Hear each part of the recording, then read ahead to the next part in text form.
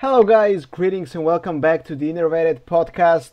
I'm your host, Radoslav Nidrokolov, as usual. It's the Monday evening of May 25th, and we're bringing you the 7th episode of the show. We have a great and rather long one, I think, for you in store today. But first of all, let's introduce you to my co-host.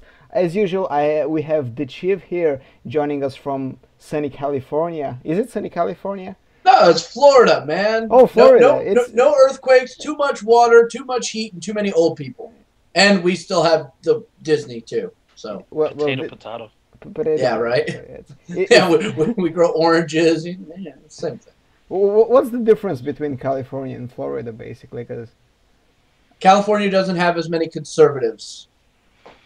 Okay, that was way too specific. It's also like 4 hours behind or something. Yeah, it's 3 hours. It's East Coast and West Coast, but yeah, there's that. People can stand their ground and shoot people here. You know, not that doesn't happen in California, but you know, hey. Okay, and of course we have Skim, who is probably going apeshit about the TI5 qualifiers that have just started. How are you enjoying, some active Dota scene for you? It's very exhausting. A lot of Dota going on, so I'm basically always on Twitch right now for like 24 hours straight. Are you? How is the tournament going? Any surprises for our Dota viewers? Nah, I think everything's going as expected. Like, it's just the first day, so I think a lot of surprises may be down the road still. So we'll see in the next few days. I saw that they're almost at the 10 million prize pool already. Yes, we're currently at 9 million. Yeah. So we're on a good way, but Valve is still taking their time implementing a few cosmetics, so that's why people haven't bought anything yet. People only buy when there's, stuff to get last year's was 10 million almost on the dot, right? No, the price pool was 11 million, almost 12 million. Oh, 11, yeah, right. So yeah, a lot of people are expecting it to be 50 million this year, but we'll see. When is the campaign ending? It technically ends at the end of the tournament. I think it's like counting basically ends at the end of the tournament. So there's still roughly 3 months to go. All right. So starting up with the news roundup for today's show. A lot of stuff happened, even though there weren't many tournaments to watch. First of all, on Tuesday, just one day after our previous show, Alchemix, who was one of the players who was perma-banned by Blizzard some time ago for win trading, found his own team called the Illuminati. It features him as captain and owner, alongside Kyuki, Dart, Protohype, and The Rat, all North American players. Now, this wasn't really a move that I was expecting, because when he was announcing his retirement from Hearthstone, I kind of understood that he's done with the game and he'll just move on to other TCGs, like maybe return back to Magic. But when I spoke to him about his team, he said that he's always wanted to do a Hearthstone team, to have a Hearthstone team, and the perma ban kind of solidified this decision and made him go and do it. Most of these players are from the underground ladder scene, I guess. The most known player is maybe Kyuki, back from the ESGN days, known as the Paladin Master and Paladin Revolutionist. But there are Prototype and The Red. Also, good players, but not really known. Prototype, coming to recent fame with the invention of the Hybrid Hunter. Chiv, what do you make of this team? How do you see it as in terms of strength? Well, first of all, I'm surprised you didn't mention Dart, because Dart's actually a phenomenal player. He's actually been in several tournaments, and it's done so-so on him. But he's a strong player either way. He's just looking for that breakout play that I kind of feel is probably going to come to him sooner or later, because that's the way RNG works. But all in all, I love the fact that Blizzard said, no, you can't do this anymore, go away. And Alchemix, was like, all right, well, how about I come back at it like this? HouseCup is like the Brett Favre of Hearthstone. You know, oh, I'm retiring. No, I'm back. No, I'm retiring. No, I'm back. You know, you just can't get rid of him. And I love the name. You know, Twitch chat's just gonna eat that up all day long. I told him that he should absolutely hire Nadia because otherwise the team name doesn't really make sense. Like you have to have Illuminadia in Team Illuminati. That's basically a given. It has to happen otherwise. He should also get Magic Amy while we're at it. Yes, you know, just to add more to that. Yeah, one of my most favorite jokes, I don't know if it was on Twitter or Reddit, is that Alchemist is now founded a wind training academy, but I don't know if that's too rude of a joke to make. But he's a cool guy. He's a cool guy. I wish him all the best in his team. On Wednesday, a curious event also happened over in Korea, organized by OGN. You know, the tournament that's been organizing esports event in South Korea for as long as esports exist. They did a special match where they invited 4 Western players and pit them against 4 of Korea's best. So for the West, it was Savis, Orange, Life Coach, and Strife Crow. And from Korea, it was, you know, the top 4 finalists from the OGN Masters. And you know, we've been talking about how far behind the Eastern meta might be compared to the Western, but actually Korea won. Korea won after 2-1, after 2 days of competition, and you know, 2 guys made, you know, really good impression, namely Palmblood and Luxam, who basically trioed, you know, reverse all killed the Western team in the second day and in the final match. Did you guys expect this to happen? Because the Western roster is probably the best of the best. I mean, certainly top 4 players in the world right now. Maybe just Farabad was missing from this lineup. I mean, I keep preaching it, but Hearthstone should beware of the East. If not this year, then the year after that. Because in every esport thus far, I think like Chinese and Korean players have shown that they're easily at the top, or not easily at the top, but usually that there's at least some sort of Chinese, Korean player that's at the top of the game. And in StarCraft, in Dota, in League of Legends, in so many esports outside of CS:GO, Eastern players have shown that they just have a different mentality when approaching the game, and they maybe even have a different sort of like discipline approaching the game, and that gives them a slight edge towards Western players who usually tend to be a bit more loose about the whole thing. I mean, I certainly don't know about the whole. I'm not watching any Eastern streams, but I just have to assume that Western players usually stream a bit more than Eastern players. At least that's the fact in like different games. So I don't know. I think I wouldn't have said that they would dominate or not dominate, but beat the Western this early. But I'm not too surprised to see it, honestly. I mean, as you said, you know, they take everything super seriously, and I've been watching a lot of Chinese Hearthstone like a few months back, and we've talked about this on past shows, so that they still make some misplays, but their deck building inside is phenomenal. I mean, they build like nobody else really. From the Western players, you know, that they do not tend to innovate as much.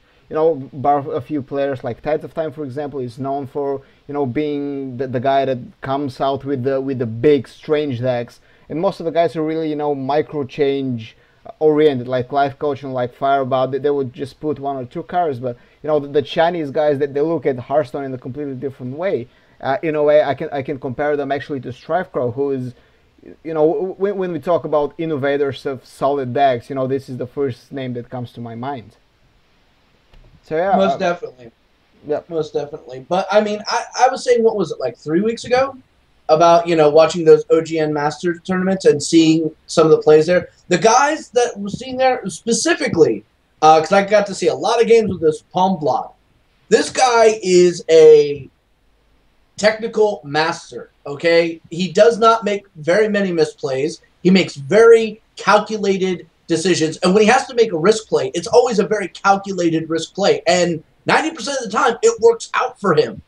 And it's kind of odd. It's either RNG is on this guy's side constantly, or he's just that damn good. All right, he is definitely a threat. I would not be surprised to see him making a good presence at BlizzCon. And yeah, I think the West really needs to start taking a look at what's going over at the East, because as you said, West, all they're doing is they're taking what they know and they're just slightly fine-tuning it, teching it, adapting it. The East is going, oh, that's cute. By the way, here's what we're doing now. Eventually, what you're going to get is the East is going to be leading and the West is going to be following. This is something that the West, for some odd reason of our egos, will not tolerate. So they need to step up their game or they're going to get left behind. I mean, at least the West is still ahead of China in direct confrontation, so this gives us some confidence, I guess. There will be like a... I don't know, man, because some of those Chinese events where they had, West players come there, Chinese dominated that too. Well, it was just the WCA. Oh, and right, the WCA was the biggest one, and like right.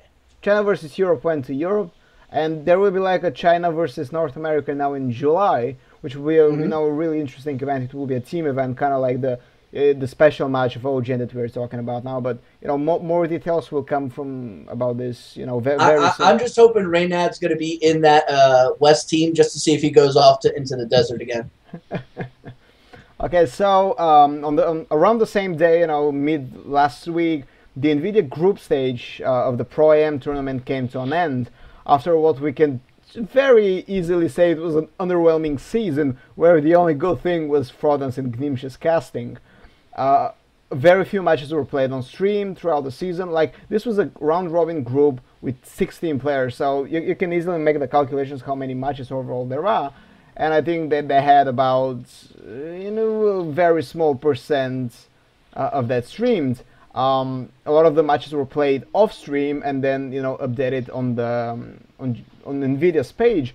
But what I actually heard from several players, basically confirmed to me, unofficially, is that a lot of these matches, although reported as actual wins, they did not happen. And because players did not want to waste time playing just for seeds, because every single player from this group advances to the playoffs, they just toss a coin. So, because somebody raised this in our news on Ghost of Gamers, like how many matches were actually played, and they brought to attention, Colento's record, who is, I'm just looking at the, Colento is last in the group, like fucking Colento has won 3 games out of 15. So, the guy was asking, like, is this actually happening? Colento losing? And, the site says that, yeah, matches were held normally, but, off the record information is that very few matches were actually played. Players just coin tossed, and they didn't give a fuck about playing those matches. And it appears to me that NVIDIA have completely lost control over their own tournament. You expect stuff like this to happen in the amateur division, where you have thousands of players, and fuck-ups didn't happen. But how hard is it to control 16 players? What do you guys think? Well, being a tournament admin, I've had to control like 200 plus players at once. It's not always the easiest of things to do, especially during a Swiss tournament and everybody's on the same VoIP. But I think it says quite a bit about your league that if your quote-unquote stallion, ringer, ponies that are in there to draw attention to it just don't give a fuck about it. I think that says a huge amount about your league. I mean, everybody in the Hearthstone community is pretty much kind of laughed at the NVIDIA league. We honestly did. I mean, with the exception of Frodan and Nimsh casting, I found what I did get to see in there, not all that spectacular, not all that thrilling.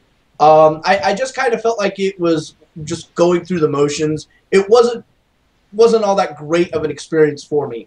And a lot of times, like, I just tuned into it just to see what was going on, but not really to be entertained, not really to follow the action that was going. And I think that is kind of a huge failing of any kind of league system that you're going to apply to an esport. So that's just me on that point. I know that a lot of players took NVIDIA actually as a chance to test new and funky strategies or just to have fun. Because, God. It's like, I mean, we saw Freshco brought Murloc Mage. Murloc, yeah. Murloc, what the hell? In an interview, he tried to reason about it. Like, say, yeah, this is good against Druid or something. Like, but everybody knew it was a gimmick deck, and on a big tournament, like if he went to BlizzCon or DreamHack, you probably won't bring Murlocs. And I know this from managers of other players who told me that, well, my guy that doesn't give a damn about this tournament, and he's just gonna wing it. But you know, there's actually an interesting question I want to ask you guys: is there a fault to be found in the pro players as well? Because you know, sure, not taking a tournament seriously can be tournament's fault, but it's not 100% maybe Nvidia's fault. So you're a professional player that agreed to play in the league. You know, you've agreed to the terms and you know the stakes for each match, and the fact that there's no money, there's no elimination, you're playing for seeds. So if you're not going to give a fuck, you know, what do you agree about it? I mean, yeah, for sure. Like the players have to properly inform themselves when they accept the tournament uh, invitation. So at least like if they've known about this format like from the very get go, and they're still very like they're still joking about it or not taking it serious at all, it's definitely their fault. Because I feel like when you're as soon as you start taking a tournament not seriously anymore, I think you also start like I've been in Skype conversations when you're like scheduling matches and scheduling games. It gets very hectic because people go back and forth because, oh, I have this and that and I can't do this and this and that and that. But I think as soon as you don't take any of that seriously anymore, I think it gets very hectic and also very chaotic for the admins themselves. Like it can be very stressful on the admins. So I wouldn't put the sole blame on the admins for sure, because I mean, I've seen and I've heard of a few pro players that have not shown the proper respect to admins as well. Not in this particular case, but in a lot of cases. And as an admin, it can be very frustrating. So, yeah. But at the same time, it's also crap format. So I can't even blame the players for not caring that much because it's a shit format. Like, it's both sides are definitely at fault. There's no question about it. I think Skim touched on the actual reason of the failing of this entire thing was the format itself. All right, when you have a format that doesn't really engage the players to where they want to actually participate, what ends up happening is they just don't give a damn. All right, you can put whatever prize you want, but if they drop like a couple games here, then the likelihood of them being able to make a turnaround is lessened. So at that point, do you really care? If the match is going to get determined by a coin toss anyway, then, you know, do you really care? Yeah. At the same time, I mean, though, you don't. Whoever decided or whoever made sure that it was okay or allowed to decide the match on a coin toss instead of just having it played out, that Should be guy's at beaten fault. with an inch of their It should be life. beaten with a bat and just be thrown into the trash because it's just stupid. It is stupid. I've had to use a similar mechanic before when, you know, I've had conflicts in a tournament. I was like, all right, who's got the screenshot? Neither of you have the screenshot. Okay, well then either A, replay it, or B, I'm going to go to RNG, or actually RNG.org, and I'm going to put 1 and 2. And I will decide. Exactly. I think this is how they did it for a lot of the matches. Exactly. It's like, I will determine that. If you two can't play nicely together, then I will determine it, and you won't like the result. The other option is you're both disqualified. Thing is, though, in that scenario, if you give both players this out and there's no backlash for any of them because it's just for seeding, then of course both are going to agree with it, so they don't have to play it out in such boring games. So you can't give players an out in that scenario. Like you have to make sure that. I think a league like this should have asked for a deposit from the players. You know, if you want to play in this league, here's your deposit. If you decide to douche around like this, by the way, you don't get your deposit back. It's difficult because a lot of people will just not accept, even if they are abiding by the rules. Like it doesn't. I don't think it's ever worked in esports. I think it has been tried out by, I want to say DreamHack a few years ago. I don't know which esport, like which tournament it was, but it doesn't work out because a lot of teams just don't want to pay up front because ultimately you don't even know if the tournament is paying out. So why would you even pay the tournament to play in the tournament when you don't even know that you're going to get any prize money? So if anything, they should just have a clear-cut format. They should have better rules because obviously is there a rule set here? Like, is there a rule set here in place? Every tournament should have. There was a rule set. It was actually a rather overly. Yeah. It was huge rule set that was okay. You need a lawyer to read this damn thing. I think that was like one of the big issues there. They had like rules for individual little aspects, which in all honesty should have been handled mostly by the admins rather than putting it out there because it just added more bloat, more confusion to people trying to understand what the hell was going on. I think that's the issue. Like, I've worked with a few sponsors before. Like, that's the issue if a big sponsor comes in and tries to have his own tournament. Like, for example, if Nvidia comes in, they have to cover a lot of things from their side because of course they're a big company that wants to have like their own, they want to have everything covered. But if it's just a normal tournament, let's say if we, the three of us, if we organize a tournament, we could have a rule set on 2 pages and we would still cover everything that would need to be covered. Actually, And you can that's have it just- on one page. Everything else Yeah, just one- goes to the admin. Yeah, exactly. But this is so frustrating. It could be so easy to actually organize this event, but it's I think I could have organized this event with my eyes closed. This is simple fucking tournament organization 101, and they failed. I think like with more strict administration, they could have pulled it off. Like, you have to watch the players, play. You cannot just let them coin toss and then report results. You have to observe the very games, like see who won. You want to record, stats like who used this class, that class, something then which you can use in when you're producing the playoffs. Why would you let the players, go on do their own thing? This is your tournament. You have to exert strong control over it. Even if even if they don't take it seriously, of course you cannot really stop them from bringing Murlocs or Druid with just 1 mana minions or shit like this. But at least the games have to be played and the games have to be observed by an admin. It's not that many games played over that big of a period. I mean, they've been playing for 2 months. Yeah. So I mean, if Logan was here, I'd ask him, what do you think about a strong admin and having to enforce will? Because he's actually been the victim of my adminning before. But I mean, there's actually been other instances before. Like RDU was like the super well-known guy. He was in EU MLG, and he wasn't abiding by one of the rules that at certain point you must do such and such thing. Did not do it. Well, when we tried to contact him, he completely ignored us. Like, all right, how about this? Either you get in contact with me in the next 30 minutes, or I'm going to disqualify you. Oh, he got in contact with me, and so did about 37 Romanian people threatening to cut off my balls, but he got in contact with me. Well, you got a response. You got a response. Okay, I did get a response. Let's move away from Nvidia because I think we're one last Yeah, thing. sure. I stopped believing in that tournament after they cut the broadcast short just for Hiko to stream his CS:GO pub. right. Like this Thank you. is just, I don't know. As soon as I saw that, I was like, okay, I'm done with this tournament, and I have never seen a broadcast since. Like, You This- lucky bastard. there's so Yeah, many even- things going wrong here. Like, that- even I don't know. Frozen and Gnimsh couldn't carry it. I mean, they're trying their best really, but I think that the last broadcast I saw, like, Frozen was sounding tired. I swear to God, like, he never sounds tired. He's excited about every fucking game, and he was sounding, wear down from Nvidia. But again, it might not have been Yeah. tournament's case. But again, let's move on to other topics. The next day, speaking of tournaments that are a bit iffy, Garo won the HyperX head-to-head invitational, which was a tournament that nobody knew was happening before. Great it- advertisement. Oh my god, Yes. I couldn't escape from all these Yeah. posts and. I tuned into it, and it was like one of the lowest like stream count I had seen in a while. I'm like, It's- this is a tournament? It was streamed on Savij's channel, and Yeah. I learned about this tournament from Fantasy, who is Complexity's manager, and he just gave me the bracket, and he only knew when Doug was playing.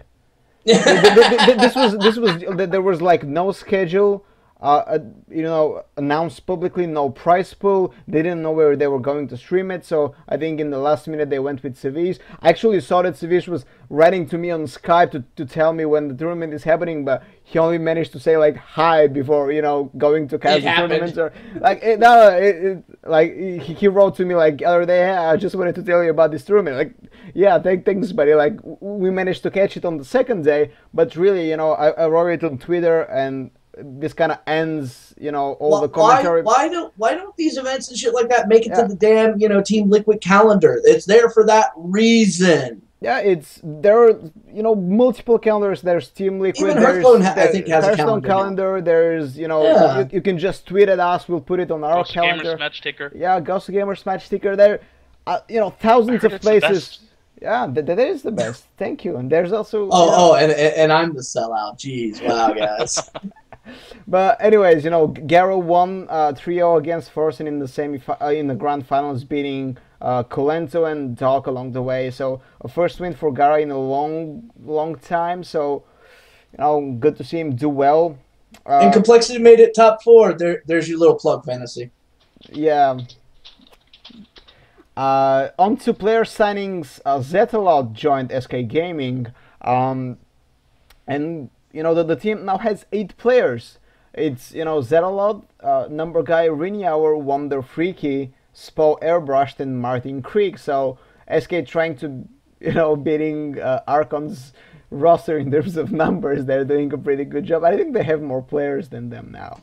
But they're taking the mana grind approach, where we literally fielded like 2 4-man teams, like NA and EU. It's like, and then when Fight Night came, we mixed them up, and they're like, "There's like 125 people on mana grind." Actually, no, there weren't. There were only like 8 core players that were in the pro teams, and like 2 others that kind of helped out. And then you had your whole tournament staff, and that was a whole different fucking ball game. But I looked at this, and when I saw Zetalot, I was like, oh. See, I know Zetalot because he's made some really good decks. He's a great deck designer. And then I looked at everybody else who's in this, and I started realizing, they got numbers, but they've also got some really good potential and power here. And, of course, Spo's there, and I love Spo. No homo. And, I can see this as being a team that's going to rise up and eventually probably get right up there in the same league as the Archons, the Tempo Storms, and the Team Liquids. Yeah, definitely. All right. They didn't go for the big names, but everybody who follows the Hearthstone competitive scene closely knows that these guys are, incredibly talented. They've been like the underdogs, the underground scene from even back from 2014. We all know number guy. Spo 13. Spo, back in 13. Airbrushed and Freaky. Really talented Swedish guys. Martin Creek and Wonder. Not really well known, so they still have to prove themselves. But Zetalot, known in the community, and really looking forward to maybe seeing him in actual tournaments and actual televised games. Another big sign-up was Subtle going to H2K. Subtle was part of Infused before they hilariously fell apart and released their Hearthstone division. But now he yes. This was amazing. This was amazing. So he's now on the same roster with more off-Broadway players like Crane and Inderen. The Danish dude that's really starting to make waves. Crane will be in that game HouseCup. So yeah. Will he? Yeah, he will be, of course. Yes, he's one of the only 2 Danish Hearthstone players that anybody knows of. Yeah, and well, it's Hoy and Indren, so. Oh, 3 now, yeah. And of course, number guys. So. But interesting thing about this whole SK Gaming pickup. Actually, I'm not saying I saw this one coming, but I did sort of anticipate them actually venturing into Hearthstone after they couldn't actually pick up a CSGO squad, because SK Gaming wanted to pick up a CSGO squad for like I don't know how long now, and they unfortunately got outbid, and I think they just have a bit of money lying around. But I'm just curious how SK Gaming is just approaching this in general, because SK Gaming is a big brand in esports. It's one of the oldest brands, I want to say, and it's just like. What kind of approach are they going into this? Like, is this just going to be like, okay, we just approach a bunch of people and they just, let them just do their thing, and or are they actually actively promoting them, actively supporting them, and that kind of stuff? Because for all we know, this could be another Infused situation where. That would be a concern. That would definitely be a concern. Yeah, well, one thing is SK are not Infused, and they're way bigger. Oh yeah, for sure. I mean, they're smaller than they used to be in the glorious CS days. But their main focus remains on League of Legends. So, one can hope is that they take the same approach with the Hearthstone team as they have with the League of Legends. As you said, I'm sorry, actively building it up, actively promoting it, sending them to events. Building a Hearthstone powerhouse that can rival the big trio maybe. But again, it remains to be seen. Right now, like, the team is, I think, just accumulating numbers, and I don't think they will sign more, because I don't feel like going to 9 or 10 players is a smart decision for any Hearthstone team. But we'll see. The only way you could really get away with that is if there were two distinct formats of play where you had different specialized players for those specialized formats. I mean, yeah. And I don't see that coming anytime in the near future, unfortunately. Well, funny you should say that. Speaking of teams and formats, a tweet by Archon actually, hinted, or rather, straight up showed that the 250k league that's going to happen next month, allegedly, and being planned, is going to be a team league. So not an individual one as we anticipated, and at the time when we broke the news. That's still not a new format, though. It's not a news format, but it's something different. We haven't been seeing a lot of team leagues in the West. What do you guys like? Do you think this is the better move for Archon to make it a team league instead of another KPL, another Nvidia, another Vulcan or whatever? It's for sure smarter, to be honest, because this way they can showcase like their own brand, like this, like it is an Archon league, right? So, and Archon is probably one of the strongest, if not the strongest team right now. Actually, I personally think they are the strongest team right now. So the strongest team right now, and this way they can like showcase themselves as a unit, as a team. Like this is just much better than just everyone individually representing the brand, I feel. And like by having Archon, by having this as a team league, and by having Team Archon participate in it, you can just crush every other team and just literally show that Team Archon is the best. So in that case, it kind of is good. But at the same time, they would have probably had the same chances if they had been a player league. In general, I think team leagues could work out. I thought it was pretty cool what Tempo Storm did in China. What was it called? NEL. Oh yeah, NEL. I thought it was pretty cool to watch. Yep. For sure. Maybe it was just because the players were casting it themselves, but still, it was pretty entertaining to watch. But we'll see. I think in Hearthstone there's still a lot of room to explore and experiment in terms of like formats. Like, what do you want to do? What do you still want to stick to single? Do you want to stick to team gamings, team tournaments? So there's a lot of room, and I think it's not a bad move to go for a team league. Not like, at least not for Archon anyway. Yeah. No, it's not a bad move at all. In all honesty, I would highly recommend that Amaz go and contact the people who were responsible for the production of Fight Night and hire them. Because when it came to team Hearthstone matches, that was the pinnacle. That's what everybody loved. That's what everybody wanted. And if you want to actually make this work, you're going to need to strike that same kind of fire. And, well, there's no better way of striking that fire than using the same people. I can tell you that, my perception of the Archon League turned 180 degrees when I found out that it's going to be a team league, because I wasn't hyped at all. Like, I just finished, covering KPL extensively, so I was just, wear down from watching, the same league and the same format. So like, oh fuck! I mean, $250,000 doesn't make it more interesting. I mean, we mentioned this in the previous episode when we were exclusively focused on the team league, but on the Archon League announcement. But team leagues is something I really, really crave in Hearthstone, just because we often speak about rivalries, let's say Nihilum against Archon against Tempo Storm, but these rivalries are more or less on paper. Like, the rivalry between Tempo Storm and Archon is, well, Rena doesn't like Amaz and the other way around. It's not really a competitive rivalry. But if you put them in a league and you have them compete, that's fucking rivalry. That brings results, that weave story. And, I know that I've talked with my boss, who is a big, opponent of 1v1 games and is a big supporter of 5v5 games, like Dota and League of Legends, CSGO, and he says that, the reason team games are more interesting is there are more stuff to follow. You follow players, but you also follow teams, through their tournament careers.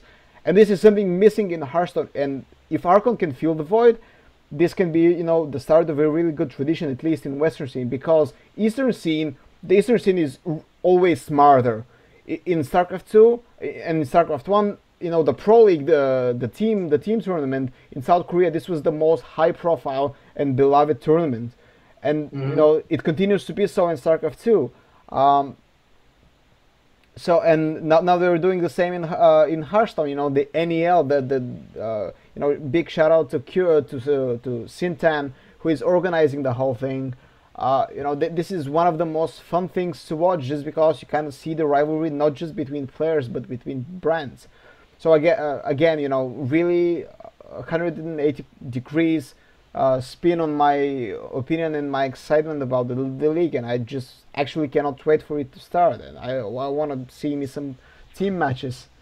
What I hope is at the end of that league, there's like a grand championship matchup between the top two teams.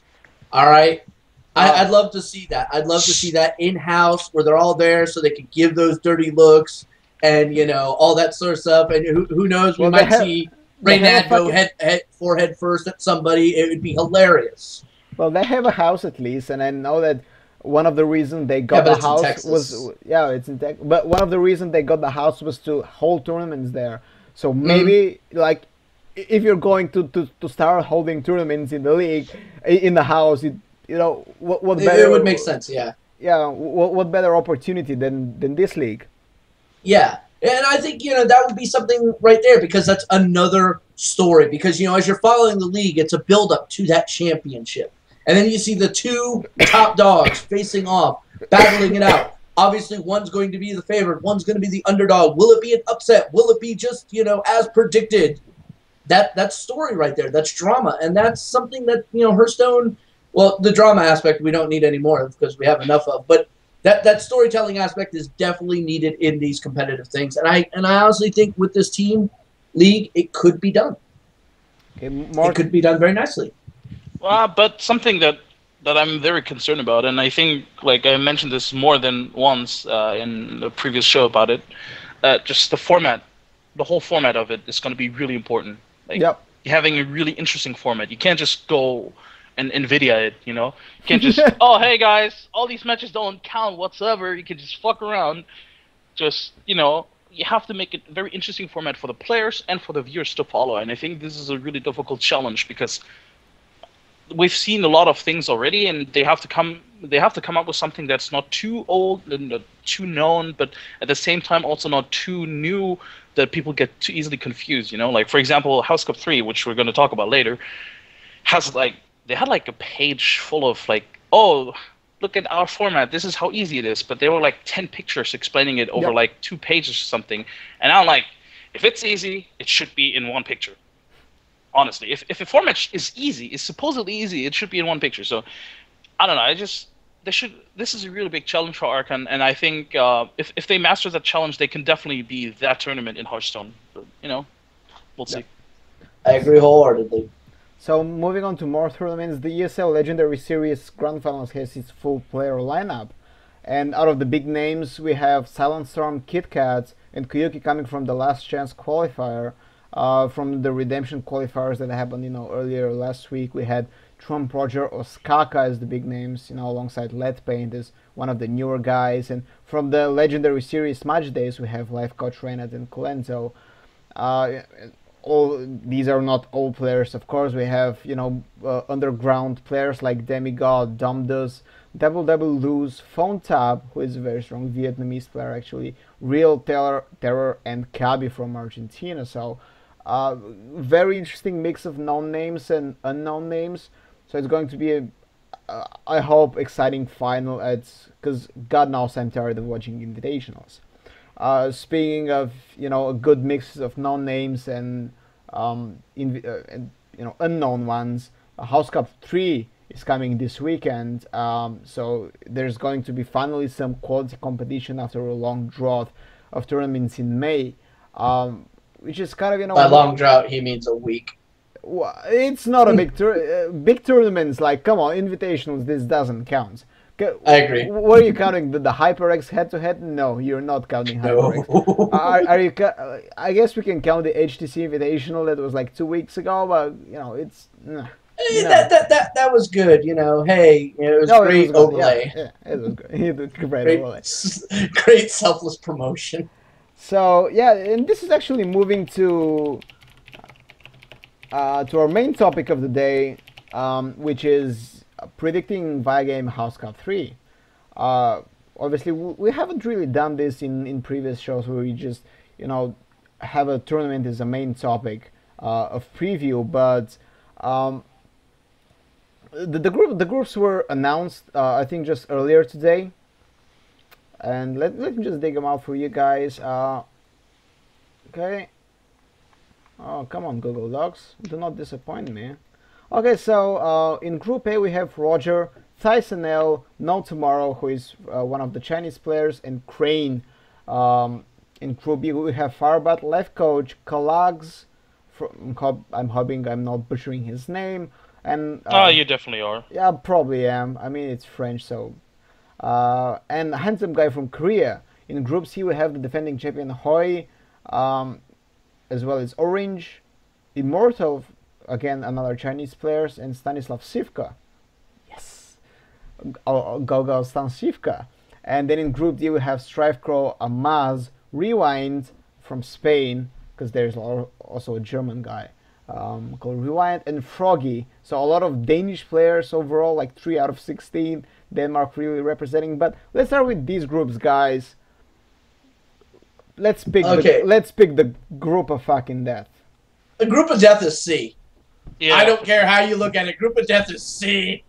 All right, it's gonna be just an all-out slaughter fest. I feel sorry a little bit for Immortal in certain way, because he's like the odd man out that most people don't know. But again, you cannot discount the East ever. So this might actually be one of those upset ones that everybody's expecting. It's going to either be like Orange and Ho, or Ho, Sivka, or Orange and Sivka. You know, those are the 3 probable outcomes there. But wouldn't it be hilarious if Immortal came through and went, "Eat me," and just dominated it? I would love to see that. I can tell you this is what I'm hoping for. Yeah.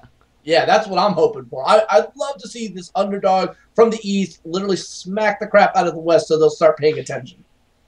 But that's just me. I'm a sadist that way. Yeah, but other than that, it's looking relatively predictable. Almost all the other ones have 1 or 2 ways of going. It's either going to be as predicted or you're going to get an upset in it. And those upsets are actually looking kind of cool. Like, we could get a Korean or a French guy in there that nobody really has too much knowledge of.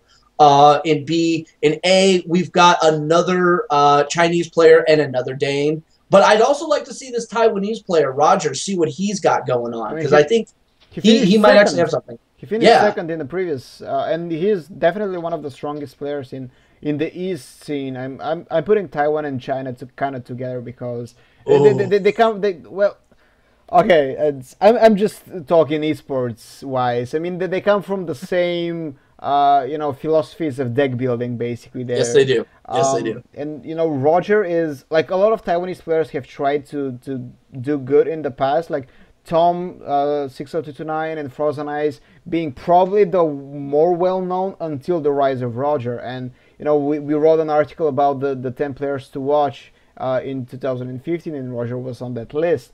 So I remember. Yeah, it's really strong guy. He should not be underestimated, I think. And Thais has not been really doing well. This is definitely but he's statistically one of the better players from 2014. So sure, yeah, of course. Oh yeah. But then you get to like Group D, and what I'd love to see for Group D is literally match 1, Strife Crow and Maz. Oh well, it's not Strife Crow versus Amaz. Is it Amaz versus Amaz? Yes, it's Amaz versus Amaz. Oh no, Trump versus it's Trump. It's Trump versus Kuyuki. Trump versus Kuyuki. I'm also not sure if I'm playing in it, so I don't know. This is really weird.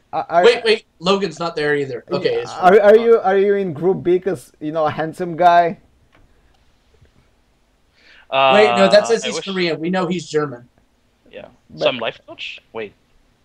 So you're a life coach, but so you're not a handsome guy. I wish I was. Okay. Life coach, that is.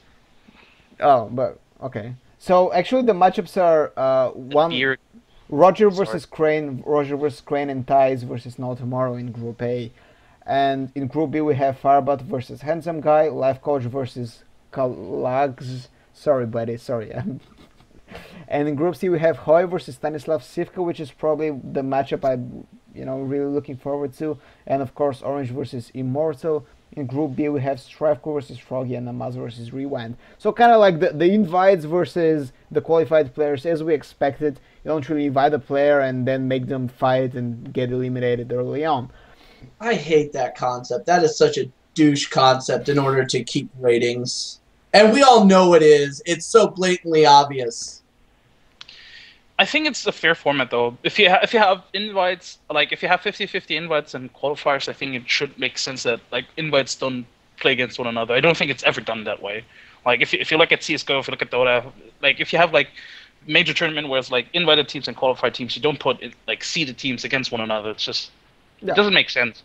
So I guess in that regard, I can understand. Sure, they're like playing for the ratings as well, then, but you know who cares? But at the same time, it's also really good for the qualifiers because this way they can prove themselves against the bigger players. Because if you're a qualifier, you don't want to. Of course, you want to win, but at the same time, you want to win or you want to play against these people that you look up to, that you see on stream, that you that you hear so much about, that you maybe even idolize. So the guy that plays Amaz, Rewind, maybe he's a huge Amaz fan, so this could be really huge for him. So, I think it's okay this way, and I like the format overall, like the having double elimination groups of 4, like GSL style groups, and double. It's not double elim playoffs, which is kind of sad though. Like I prefer double elim all the way, but I don't think it makes much sense, or at least it's very exhausting and time consuming to organize double elim playoffs as well. So I can understand why they're not. It is. Continuing on the same topic, we are actually doing a very interesting preview about HouseCup 3, and what we did actually over the last couple of days, we approached many pro players and we asked them 6 questions. Who do you think will be the 2 most banned classes? Who do you think will be the 2 most picked classes? Who do you think will be the highest class win rate and the lowest class win rate respectively? Which will be the deck of the tournament, and what is one cool / unorthodox deck that you'd like to see. So we're collecting all this data as pro players continue to answer us over Skype, and this will all be compiled and graphed in a preview article that we're going to publish middle of the week on ghostgamers.net. So be on the look for it. It's gonna be super cool. But let's try to answer these questions ourselves. And Chill, let's start with you. Let's try to define the meta of HouseCup 3, because this will be the first offline event with a big prize pool, correct me if I'm wrong, after the full Blackrock Mountain release. I'm not counting KPL because it's not fully offline. Right. Well, I think we should go like topic by topic and rotate it around here. But for like the 2 most banned classes here, I think Hunter obviously is going to be like number 1 because nobody loves getting their face just constantly hit by Huffer. And I think the other one, and I'm going to be a little bold here and probably say Warrior, because Grim Patron is a serious threat. And if not Grim Patron, then there's always Control Warrior. So I think Warrior is also going to be a really safe bet for the bans as well. Skim? I definitely agree on Hunter. Maybe I'm completely off, but I wouldn't also, I think as a second class, I think Warlock has some merit to it, because I feel like you can prepare a bit better for the other classes, whereas Warlock, I guess, do they? I'm not too entirely sure on the format, because okay, I'll just tell you how it goes. Let me just find our coverage hub. No, but in terms of for example, do they get to switch their decks after the group stage? No. Okay. They keep the same decks all throughout the tournament. So yeah, they first start with 1 ban from each, then they pick two decks, and then they ban 2 decks, pick 2 decks, ban 1 deck. So, and then I'm sticking to Hunter and Warlock. Okay, Hunter. Yeah, because I actually thought it would be a Hunter and Warrior initially when I was trying to answer these questions, but I'm still torn between Warrior and Warlock, just because a lot of good Warlock players are in this, specifically Life Coach, and I expect that if you're smart, you ban Life Coach's Warlock just because you don't know, you never know what's happening. If you read my analysis on the KPL, you will find something very interesting about Life Coach, is that he makes these micro changes, and he will stick to 1 hand lock to the handlock archetype, but he will constantly change the end game curve or the anti-aggression cards. Like he will put an extra heal or a mind control. Like sometimes he will just take out the giants entirely and substitute demons and Ragnaros and shit like this. If you want to win against Life Coach, banning the Warlock is the go-to thing. And of course, Zoo is on the rise as well. And the Warlock, like Mage, has become a deck even more so than before that's super unpredictable.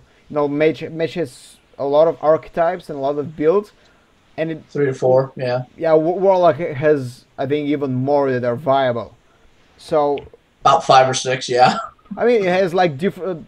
We can split them between Handlock and Zoo, right? But there are several Zoos varying from very aggressive ones to more mid-range with high-end curve, and there are like Handlocks with Giants, without Giants, with more demons, less demons, Dread Infernals, no Dread Infernals. It's wild, and it's not enough to know. Oh, I'm playing Handlock. You know what kind of Handlock you're playing. You have to know. Oh, can I attack now his phase? And are Giants coming if I drop him below 10? Or am I safe? Or stuff like this. So, I initially went for Warrior just because, nobody wants to play against Green Patron. So, gone. But, again, I think Warlock might be the more correct answer. But no, Warlock is a correct answer just because of its versatility, to be perfectly honest. Yeah, but I think most people will design to be able to beat Warlock. Like if they've got a Paladin deck, that's pretty much going to be the Warlock Stomper right there. Okay, so that's why I didn't go with it. On to the next question: the most picked classes. That's it. That'll be like Druid and any other class, because it's always Druid. It's like everybody takes a Druid because it's like statistically the most average class out there to possibly get a win with. But I'm also going to say the second class that's probably most picked will be Rogue. All right. Huh. What do you think will be Rogue? Because I can tell you now that a lot of people consider Rogue to be one of the least picked classes from the pro players we polled, and they actually consider it to be probably one of the lowest win rates for the tournament. I can tell you that I'm not going to reveal numbers because they won't make sense. I'm just looking at the people who are there, and I've seen the decks that they've played before and done very well with, and Rogue has been like there, like with Orange. He used Rogue a bit. Firebat has used Rogue. I know Tice has used Rogue. I also know Tice likes his Grim Patron too. But so I'm looking at some of those big names, and I know they've played some really good Rogue decks past and even recently. So I kind of feel like Rogue is going to be in the lineup. Yeah. I wish it were true, because I think Rogue is a cool class, and I used to love. I don't know a lot of people hated Miracle Rogue, but I just love the concept of it. So I like Rogue as a class in general, but I don't think it's gonna be that picked that often. I'm gonna even go on a limb here, and I think it's gonna be one of the least picked classes in the tournament, or at least played classes. I actually went for Druid and Mage, because I think Freeze Mage is really strong in this meta. But like if you play it correctly, it crushes Zoo. It's a bit difficult against Handlock, but still doable. It's against Patron Warrior. I think that the pro player community is kind of split in the middle, like where it stands. But if you know you have Freeze Mage, you can just ban it right away. So there are a lot of strategies that can reinforce your like Freeze Mage or Mech Mage or Grinder Mage even strategy. Well, okay, let's go to win rates and discuss this. Like, which will be the winners and the losers of the entire tournament? If we're going to talk about like class statistics, it's been like Shaman in most of these tournaments has had like the highest win rate, like several of the last big tournaments here. So I don't really want to go there because there's going to be that 1 or 2 people who actually play Shaman. So I'm going to say it's probably going to be Mage is going to be like the high win rate winner, because Freeze Mage, it's a very difficult deck for a lot of classes to deal with, and if just like 2 of them show up, they'll probably end up eking out at least 6 wins. Skim, what do you think? It's a good estimate. But I think I'm gonna go with. No, actually, I'm also gonna go with Mage because I don't know. It's I don't see Mage being banned as often as other classes, so it's easier to slip through, and it's also like snacking a win with a Freeze Mage, for example. It's always in there, up there. So. And because there's so many different variants of Mage, like we're talking about Freeze Mage, but you brought up like your Grinder, aka Tempo Mage. Mech Mage. I mean, there's so many different variants. It literally has 3 different playstyles, that will do very, very well no matter what they're facing up against. And actually 2 of them do Patron Warrior. So, and that's a strong deck in the meta. So I think Mage is probably going to be like the all around most picked one to be like the highest amount of wins. What about the other end of the spectrum? Is it going to be Priest? Like the lowest win rate deck ever because like 2 people can play it? I don't think we're even going to see Priests, to be honest with you. Well, you have to prepare a 9 deck, so if it doesn't get banned and if it goes the full distance, you gotta have to play Priest. Right. Well, it's either going to be Priest or, ironically enough, Druid, because everybody's taking a Druid. It's going to have a lot of losses, so it's going to be one of those 2, either Druid or Priest. I think Life Coach said this exact thing, that the lowest win rate will be Druid, exactly for this reason, because a lot of the players will play it, and Druid usually, in Conquest formats doesn't really do well. It's there just for one big Innervated play that just takes the game and kind of makes the series, but a lot of the time, if it doesn't have a good ramp star, it just flat out loses. Wouldn't it be more statistically sound to take a Mech Shaman at that point, if that's your logic? I don't know, man. Mech Shaman. I'm just thinking. Oh wait, we saw that too. A couple weeks back, we saw that. Yeah. The chat saying no love for Paladin, and indeed no love for Paladin. I wanted to say Paladin is one of the most picked, but you didn't let me answer. Okay, I think Paladin and Druid are the 2 most picked classes, because I think both classes are just stable classes that you can just, it's like one of these, it's just like something to fall back on. When you're building decks for a tournament, and when you strategize for your classes, and you're just gonna go like, well, I'm always gonna have this Druid, and I'm always gonna have this Paladin. I don't know. I think Paladin's up there. Okay. It makes sense considering you're probably going to ban the class that's going to be statistically the aggro class. So Paladin actually could do very well in there, because one of the biggest banes of any Paladin is they generally just don't have enough tools for their early game, and they just get torn apart by Hunters, Mech Mage, and things of that nature. So it's a good call. It's definitely a good call. Yeah, I mean, I remember that right after or around the BlizzCon final qualifiers last year, there was a period where the meta had slowed down extremely.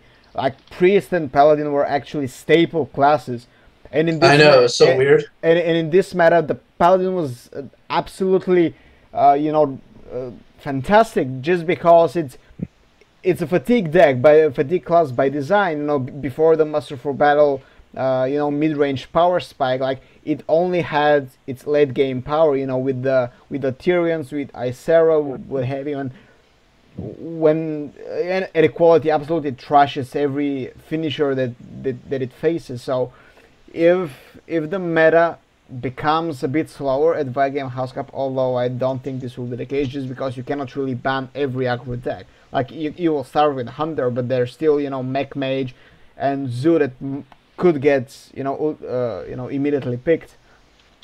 But yeah, so if it happens so that the meta is slow, I think Paladin will absolutely see some good win rates. But what do you think about the deck of the tournament? Speaking of along those lines, because I know the immediate answer that at least many of the pro players gave was Patron Warrior, and Patron Warrior has been the Jazz ever since it got established. I think it's still going to be, because it's just so strong. It really is. It ranks right up there on the power levels of like the original UTH Hunter and with Miracle Rogue because it actually has very similar synergies of getting the cards you need in order to go for this go fuck yourself combo. So I definitely see it there. And it's so punishing to any deck that runs anything that's not 3 or higher attack. Yeah. Which a lot of decks do. So, I mean, it is just so punishing on so many levels. You can't even play a paladin to get it. You muster for battle. They go to the combo. They're like, thank you. You know, it's a nightmare scenario every time I play against it. Unless I'm a priest or a mage. Skim, what do you think? I lost track of the last. What do you think will be the deck of the tournament? I want to believe in the dragon deck. You want to believe Dragon it? decks are jokes. Dragon decks are jokes. Wow. Yeah. Yes, Iran might be developing nuclear weapons. Like, I've seen, for example, Dragon Druid or Dragon Lock on ladder, and I've tried it myself, and it looks at least fun, and it is play like, you know, but it doesn't really work out. So I guess I'm sticking to Freeze Mage. Okay, I am Freeze Freeze Mage. Mage. I think we're there again. It's a respectable choice, yeah. I think my pick was just Zoo because I'm boring, and I think Zoo is incredibly strong, and a lot of players will play it. And the reason I'm not going with Patron Warrior is I think it will be a banned class a lot of the games. But again, I said the same for Warlock, but we'll see what happens.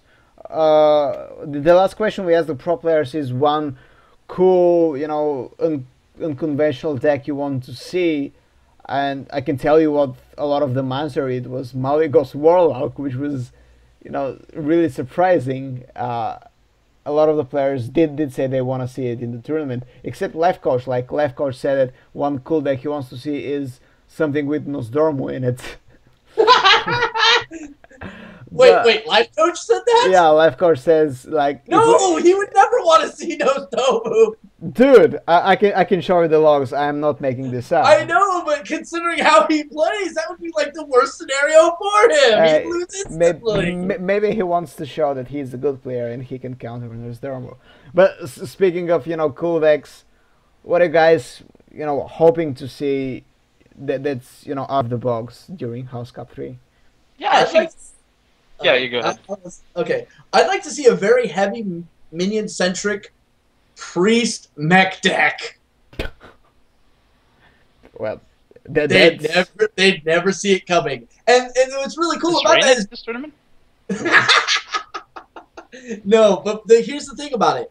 When done right, you can get some obscene amount of health on your guys, and, you know, you get that one reversing switch, and that's your power hit right there. If not, you just literally control board and overwhelm them and constantly have a decent board state. And you have the tools to do some amazing things. I think that would be like that deck that comes out of nowhere and kind of smashes people.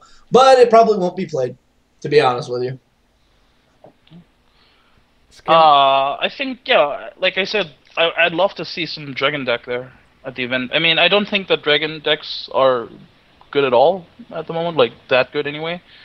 But I don't know, it could work. It's a niche sort of pick or a niche deck that you can, you know, surprise an enemy with, because it's not something you'd expect. At the same time, though, it's also not too difficult to play around, I feel. So, I don't know. I think it would be interesting to see for sure. So that's my take on that. My pick was like Dragon Paladin, just because I'm still hoping to see a working deck, and I know I've been on this boat for a long time, but come on, somebody has to make it work. Like, we've seen that it works with Warrior. I mean, Tides of Time shows control Dragon Warrior, and people are now starting to figure out Dragon Warlocks. But nobody's really seemed to figure out the supposed Dragon. Well, the Dragon problem class. there is that they're literally trying to take what they know of Paladin and then insert dragons. They're trying to adapt into there rather than creating a whole new design. And I even looked at that. I was like, yeah, no, this isn't gonna work, guys. Seriously. And when you think about it, Paladins have a lot of really cool one-drop spells, and yet none of them are using that Dragon Kid Sorcerer. Why not? That could be a huge power swing right there. I mean, yeah, sure, you're talking, you know, at least play it 4 or maybe play it 3 and then come turn 4, spamming a bunch of stuff on it like Blessed Wisdom and Hand of Protection. Cards you generally never see used, but oh my god, the value. This was the Paladin class challenge in Blackrock Mountain, basically. So I'm not sure why people are not trying it. Maybe they. I don't know either. Maybe they see it as a class challenge, like, okay, this will never work. I mean, this is supposed to, be fun or whatever, and they're not considering it as a competitive deck. But again, maybe you don't even have to go full dragon with this either. You could just have like some of the really cool dragons in there. Screw the Black Wing Technician, because that's just a trap card right there. But you could do some really cool stuff, make it very mech synergist type of deck that we have an early and a mid game. And then, oh, look at that, those spare parts that could possibly target that Dragonkin. Oh, that's even more value. Hell yeah. I'm going to go for that all day long over what I've been seeing. What I've been seeing just is like the same regurgitated vomit that everybody else is trying to do without having any fucking innovation, because most of the community is a bunch of fucking lemmings looking to go off the goddamn cliff. Yeah, there's my rant. Well, it's a good rant to actually end the show, because I love ending with a good rant. I also love ending with the words like ESGen was the best. But it's not going to be this show. Let's bring it to a wrap here, because I think we're just over the hour, and pretty good time we made today. Chief, closing words from you. Where can people find you on social media in Florida? Let's see, at the Shiv1 on Twitter. You can find me on YouTube, and if you're in the state of Florida, check your local penitentiary. Skim, same from you. Yeah, you can follow me on Twitter at Skim Gaming, and that's actually probably it. I don't have a Facebook. I don't have a YouTube. Actually, I do have a YouTube, but just follow me on Twitter at Skim Gaming. Aren't you casting something? Yeah, here and there, but I'm not too active on my Twitch at the moment. Actually, yeah, follow me on Twitch at on Skim Gaming, like twitch.tv/Skim Gaming. That's cool. I totally forgot to promote my Twitch too. Damn it. Oh fuck it. No, they can find it. You're too it's late, the same though. damn name. Too late. Too late. Damn it. Okay, so thank you for joining us, everybody who was in the chat. Who tune in to the Twitch stream. You can follow me at GGNider on Twitter. I don't have a Twitch chat like these sad guys, but you can follow my work that I actually do and not just talk on Twitch all day. You can find it at ghostogamers.net. The Twitter for this is at ghostogamershs. I write every kind of stuff about Hearthstone all the time. Not so much in May, because damn, this month is slow. But again, we're going to bring you another show next Monday at the same time, which is 9 p.m. CST, and this is also 3 p.m. Eastern American time. So Eastern American time. I'm just retarded, aren't I? I have a question. Yeah. Will Logan be done with the goat orgy by then? What? Will Logan be done with the goat orgy? I had no one to make fun of this whole episode. I've no idea. Like, I'm not sure where Logan is. Like he said, he has work to do. He has to practice. I'm not sure if goat orgies require that much practice. But then again, he's the specialist on this. Well, those horns, man. Yeah. So again, like this was a bit of a short-staffed show. Just me, Skim, and Shiv. We are missing our serial goat orgiest. I missed but we had Obama. I missed the music from Logan's background. Yeah, and the toilet. And the toilet. It was definitely a toilet. Okay, so thank you again for the show. Sorry for no toilets and no goats and no Logan. Who is the guy that everything like this goes with. Thank you for appreciating our work. Follow us on social media, and come join us next Monday where we'll have another show. Thanks and good night.